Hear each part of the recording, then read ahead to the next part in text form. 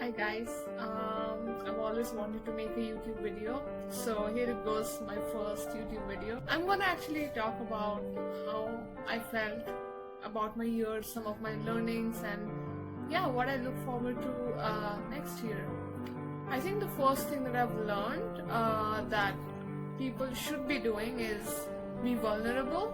I think I've always struggled particularly to open up and talk about things that really bothered me. I have been that person. I would stay home and think about things over time.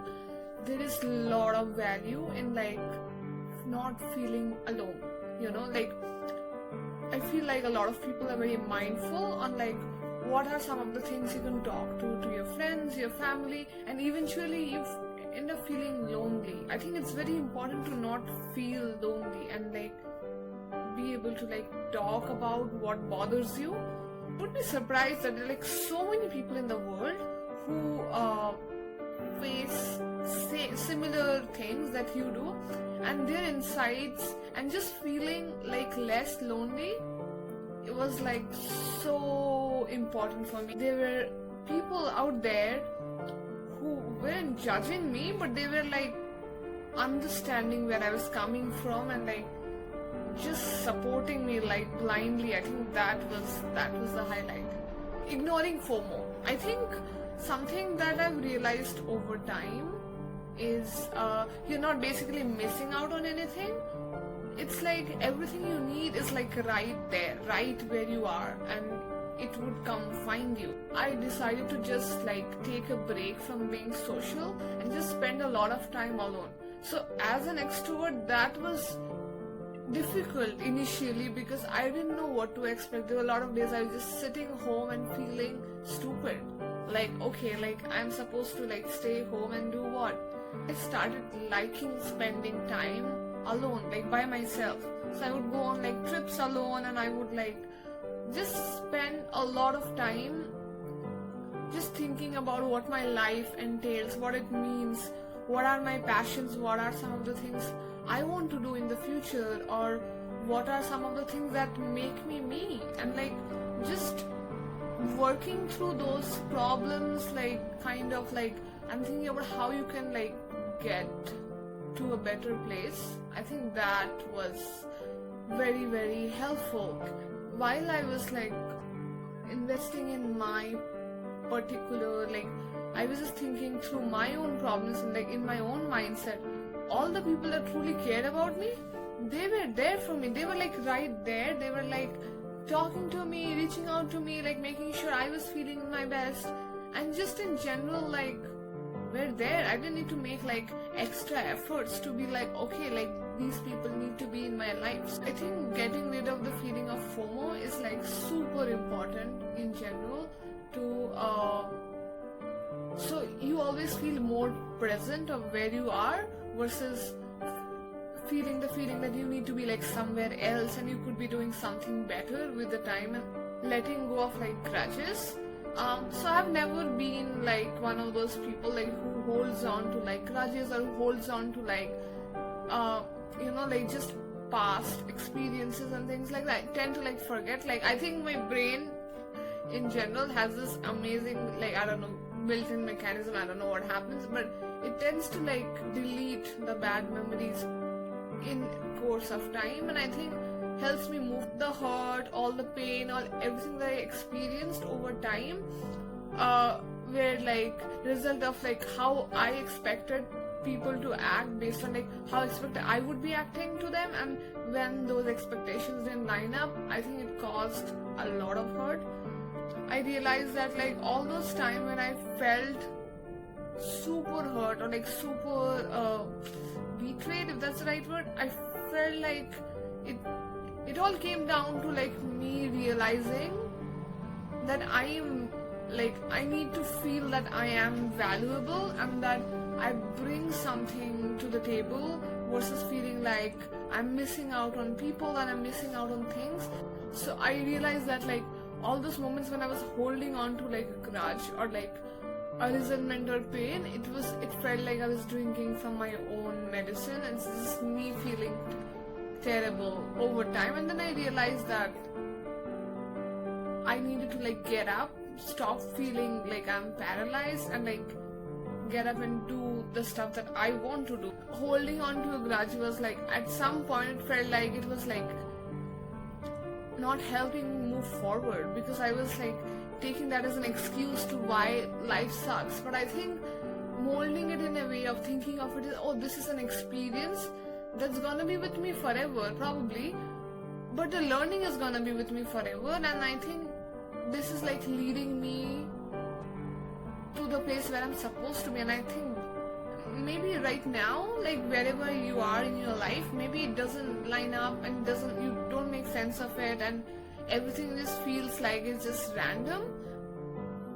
But I hugely believe that it's not random, in the sense that like maybe later on, when you look back to this particular time, you'd see like everything makes sense. Be like, okay, this happened, and then that happened, and then that happened, and you would see like a pattern of things happening, which is like forcing you to go to where you're supposed to go, where you're meant to go. This feeling that whatever is happening for the best. I think that in general takes off a lot of stress when you feel, if you're one of those people who feel like you need to like control life and you want life to be a certain way, and when it doesn't go your way, of course it can feel like I have no idea what's happening and I'm lost. Believing that yeah, it's gonna work out, and things are gonna like fall into place way better. I think that is something you need to hold on to. So I have always been like a go-getter. Like if I want something, I would like put my 100% behind getting whatever I want, and like I would like try to like do things that I want to do and things like that. But oftentimes I realize that like the way I was thinking or the way I was choosing my life path to be, it was often like kind of influenced by like the people around me or like the mindsets. Like when I see like people doing traditional paths, like okay, you have a great job, you have to do this, you have to do this next. I think like following other people like actually never like worked for me. Like I think I have always been that person where I always picked my own path and I figured out as I was going through life. It's not necessary that you would like the outcome would be same for you as it ended up for the other person. I think it's much more important to like feel like passionate about something, like something when like something you really like working on. Let's say you're really good at something, let's say, like kind of finding out what are some of those things that you can do more to like find more of that in your time and schedule. I think just go after like what you think like makes you like what is your USP to like what's your unique selling point to this world, and what do you do best. I think just go after those things, and I think just follow your passions and don't feel like okay, like society and people and blah blah blah is like, you know, like you're supposed to be a certain way, act a certain way, do a certain thing. Yeah, you know, like I think everyone goes through that you feel like, oh yeah, I'm flawed, I'm like I have so many things I need to improve on, and this sucks and blah blah blah blah blah. No, stop.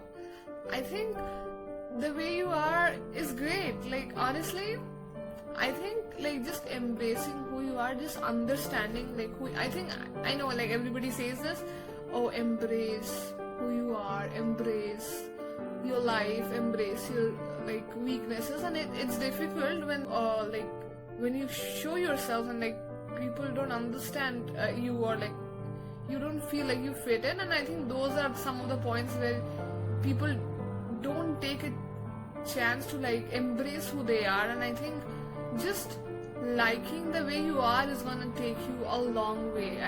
So you have a lot of superpower here, and you should definitely like embrace this. Like don't feel like you need to I don't know, like be something else. Like the way you are, like your small quirks, the small things you do, I think that really makes you. Like you shouldn't ever like feel like, oh yeah, like I need to be like a different person to be liked. Like, I think like chiming into this, I think it's also valuable to understand your shortcomings at things. And I think to be honest, sometimes you need to like sit down and like figure out like why you go through things you go through, and like what are some of the things you are contributing to for things to happen, right? So I think there is like value in like understanding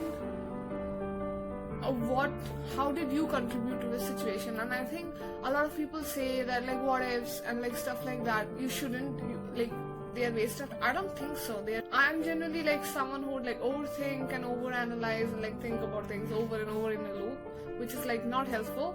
But I think eventually it like gives me a lot of insights to things which I cannot feel if I'm not overthinking those things. You know what I mean? Like, I think every time I go through a situation and it turns out to be something that I didn't imagine, I think definitely just thinking about it a lot and reflecting on how, I think every time I go through a situation and it turns out to be something that I didn't imagine, I think definitely just thinking about it a lot and reflecting on how I could have improved in this situation, what I could have done differently, and how I contributed to the situation, and like thinking about if I can fix something, can I do it right now instead of like doing it later. I think that in general like helps a lot.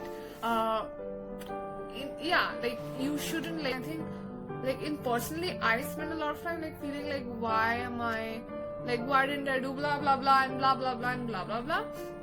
I think there is also like value in understanding that whatever you did, whatever time you needed to do that, you know, to like get where you are, to have these insights in the first place. And I think sometimes you learn lessons the hard way, but that's gonna stick with you forever. And I think like you're just a better person from what you were the day before. So definitely, you see patterns and things are emerging, but there's value in realizing that everyone is different, and then the way you felt in the past in a certain situation may not repeat itself in this exact same way, because everyone is so different, right?